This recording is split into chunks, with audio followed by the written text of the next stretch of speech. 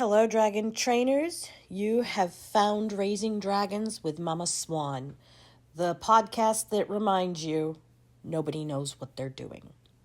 Today, we're going to talk about what we know. The question of the day is, which came first, the dragon or the egg? Well, the answer is simple.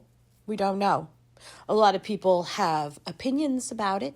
A lot of people will state their opinions as facts. They will quote previous opinions, and the truth is nobody was there when the first dragon egg came to be, whether that came from a dragon or not. It probably did, one can assume. However, we don't know. And this is what we're actually going to talk about today. You don't have to know everything. In fact, the sooner you accept that you don't know everything, the way easier life is going to get for you. You could put all of human and dragon knowledge into one person's head, and you would still have a person or a dragon who does not know everything. Because we as a human race and a dragon race do not know much about our universe. Most of what we have figured out has been from seeing light. And this light has influenced our storytelling for more than I can say because I don't know. Now, there's a lot of things that you can find out, and there's a lot of answers that we do have. As you go about your life, you're going to meet a lot of people who hate to admit that they are wrong. They do not want to be wrong. They have been raised with black and white thinking, and black and white thinking does not encourage problem solving. So it can be really harmful, especially to dragons who kind of are like very easily influenced to black and white thinking. If you are a dragon trainer who is trying to enforce what you see the world as onto others, especially dragons, you're going to have a very difficult time interacting with people. You'll have your preferred people probably that are like, yes, I agree. But you can't just have people and dragons that agree with you. Then there would only be you. And I don't know, when's the last time you were able to look yourself in the mirror? Don't you want to be special? Shouldn't there only be one person or dragon like you? Most mornings I have a pretty good flow for getting the dragons off to school, but this morning I found myself juggling two of the dragons at the same time at a spot that I'm not normally having to juggle so much. I'm also cat sitting currently, and I woke up to the cat having got into the trash. And that was a very startling start to my day.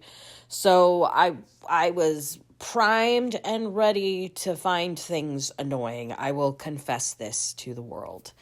So I tried to wake up the second dragon during a time where I should have already woken him up. And I did, in fact, but, there was no snooze button or anything. I was the snooze button, which was bad planning on my part. So I startled my dragon awake. And on the way to dropping him off, I had a talk with him about it, and I said, there is a reason that dragon trainers act out sometimes.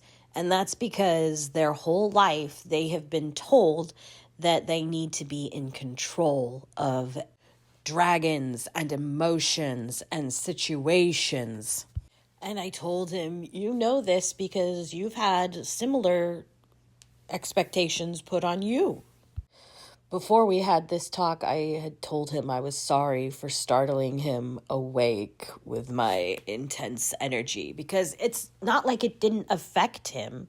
I mean, I could say sorry even if it didn't affect him, but the fact is it did affect him. He didn't even know what was affecting him. He just knew that he felt like really riled up during us sitting together for breakfast. He was having a hard time sitting still, which is not, that's normal, but it wasn't normal for that time of day. At the end of the day, I don't want to control my dragons. I want to train them. Controlling dragons and having that kind of expectation on yourself is like expecting the cat won't go in the trash while you're sleeping, and you can't guard trash while you're sleeping. So the adjustment in that scenario is